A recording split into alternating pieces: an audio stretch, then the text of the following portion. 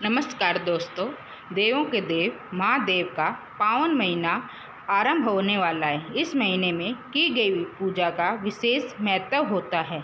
इस महीने में पूजा अर्चना करने से सभी मनोकामनाएं पूर्ण होती हैं और भोलेनाथ की विशेष कृपा प्राप्त होती है। इस महीने में कथा किस प्रकार की जाती है उस बारे में हम जानते हैं। एक बहुत धनवान साहूकार था जिसके घर धन आदि किसी प्रकार की कमी नहीं थी, परंतु उसको एक दुख था कि उसके कोई पुत्र नहीं था।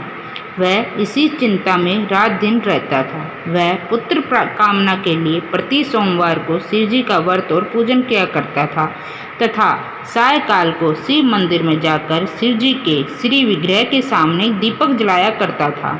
उसके इस भक्ति भाव को देखकर एक समय श्री पार्वती जी ने शिव जी महाराज से कहा कि महाराज, यह साहूकार आपका अनन्य भक्त है और सदैव आपका व्रत और पूजन बड़ी श्रद्धा से करता है। इसकी मनोकामना पूर्ण करनी चाहिए। शिव जी ने कहा, हे पार्वती, ये संसार कर्म क्षेत्र है। जैसा किसान खेत में जैसा बीज बोता है वैसा ही फल काटता है, उसी तरह इस संसार में जैसा कर्म करते हैं वैसा ही फल भोगते हैं। पार्वती जी ने अत्यंत आग्रह से कहा, महाराज, जब यह साहूकार आपका अनन्य भक्त है और इसको किसी प्रकार का कोई दुख है तो उसको अवश्य दूर करना चाहिए, क्योंकि आप सदैव अपने भक्तों पर दयालु होते हैं और उनके दुखों को दूर करते हैं। यदि आप ऐसा नहीं करेंगे तो मनुष्य आपकी सेवा तथा व्रत क्यों करेंगे। पार्वती जी का ऐसा आग्रह देख शिवजी महाराज कहने लगे, हे पार्वती, इसके कोई पुत्र नहीं है, इसी चिंता में यह अति दुखी रहता है। इसके भाग्य में पुत्र ना होने पर भी मैं इसको पुत्र की प्राप्ति का वर देता हूँ, परंतु यह पुत्र केवल 12 वर्ष तक जीवित रहेगा। इसके पश्चात वह मृत्यु को प्राप्त हो जाएगा। इससे अधिक मैं और कुछ इसके लिए नहीं कर सकता। ये सब बातें साहूकार सुन रहा था। इससे उसको ना कुछ प्रसन्नता हुई ना ही कुछ दुख हुआ। वह पहले जैसा ही शिवजी महाराज का व्रत और पूजन करता रहा। कुछ काल व्यतीत हो जाने पर साहूकार की स्त्री गर्भवती हुई और 10वें महीने उसके गर्भ से अति सुंदर पुत्र की प्राप्ति हुई।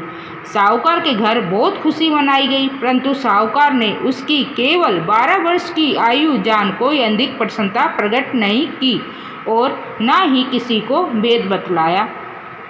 जब वह बालक 11 वर्ष का हो गया तो उस बालक की माता ने उसके पिता से विवाह आदि के लिए कहा, तो वह साहूकार कहने लगा कि अभी मैं इसका विवाह नहीं करूँगा, अपने पुत्र को काशी जी पढ़ने के लिए भेजूँगा। फिर साहूकार ने अपने साले अर्थात बालक के मामा को बुला उसको बहुत सा धन देकर कहा, तुम इस बालक को काशी जी पढ़ने के लिए ले जाओ।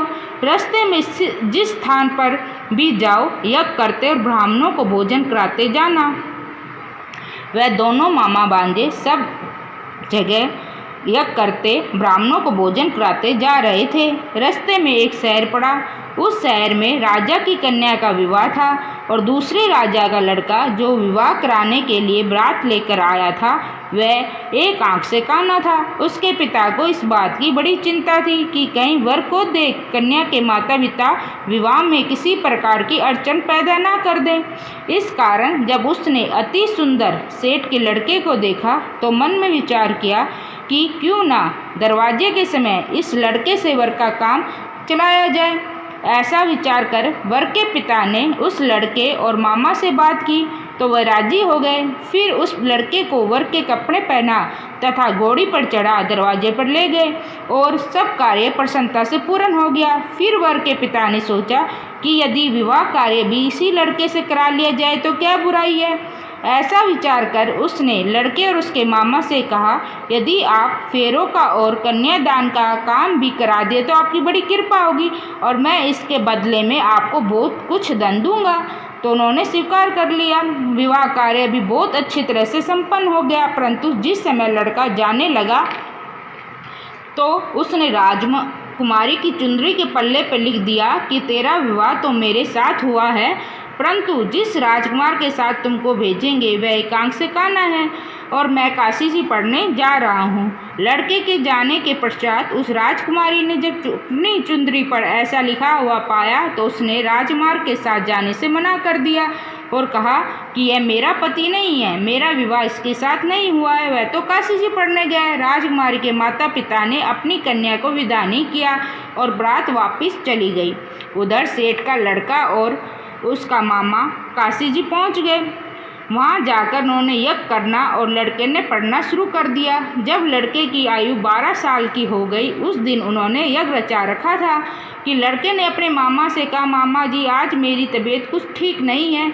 मामा ने कहा, अच्छा अंदर जाकर सो जाओ। लड़का जाकर अंदर सो गया और थोड़ी देर में उसके प्राण निकल गए। जब उसके मामा ने आकर देखा कि लड़का तो मुर्दा पड़ा है तो उनको बड़ा दुख हुआ और उसने सोचा कि अगर मैं अभी रोना पिटना मचा दूंगा तो यज्ञ का कार्य अधूरा रह जाएगा और इससे लिए उसने जल्दी से यज्ञ का कार्य समाप्त कर ब्राह्मणों के जाने के बाद रोना पिटना आरंभ कर दिया। श्योकवंश उसी समय शिव पार्वती जी उधर से जा रहे थे। जब उन्होंने जोर जोर से रोने की आवाज़ सुनी तो पार्वती जी कहने लगी, महाराज कोई दुखिया रो रहा है, इसके कष्ट को दूर कीजिए। तब शिव जी पार्वती से पास जाकर देखा तो वहाँ पर एक लड़का मुर्दा पड़ा था। पार्वती जी कहने लगी, महाराज यह तो उसी सेठ का लड़का है जो आपके वरदान से हुआ था। शिव जी कहने लगे, नहीं तो इसके माता पिता तड़प तड़प कर मर जाएंगे। पार्वती जी के बार बार आग्रह करने पर शिव जी ने उनको जीवन दान दिया और शिव जी महाराज की कृपा से लड़का जीवित हो गया। शिव पार्वती जी कैलाश चले गए।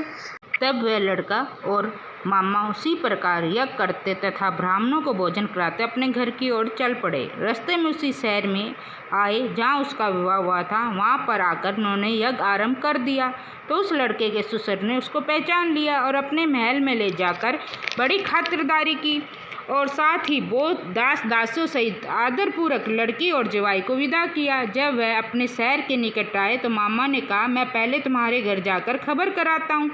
जब उस लड़के का मामा घर पहुंचा तो लड़के के माता पिता घर की छत पर बैठे हुए थे। यह प्रण कर रखा था, यदि हमारा पुत्र सकुशल लौट आया तो हम राजी खुशी नीचे आ जाएंगे, नहीं तो छत से गिरकर अपने प्राण खो देंगे। इतने में उस लड़के के मामा ने आकर यह समाचार दिया, आपका पुत्र आ गया है। तो उनको विश्वास नहीं आया। तब उसके मामा ने शपथपूर्वक कहा कि आपका पुत्र अपनी स्त्री के साथ बहुत सारा धन लेकर आया है। तो सेठ ने आनंद के साथ उसका स्वागत किया और बड़ी प्रसन्नता के साथ रहने लगा। इस प्रकार जो कोई भी सोमवार के व्रत को धारण करता है अथवा इस कथा को पढ़ता और सुनता है उसकी समस्त मनोकामनाएं भगवान शिव की कृपा से पूर्ण होती हैं। अगर वीडियो पसंद आए तो लाइक, सब्सक्राइब और शेयर करें और इसी से संबंधित अन्य वीडियो पाने के लिए इस चैनल को देखते रहें। धन्यवाद।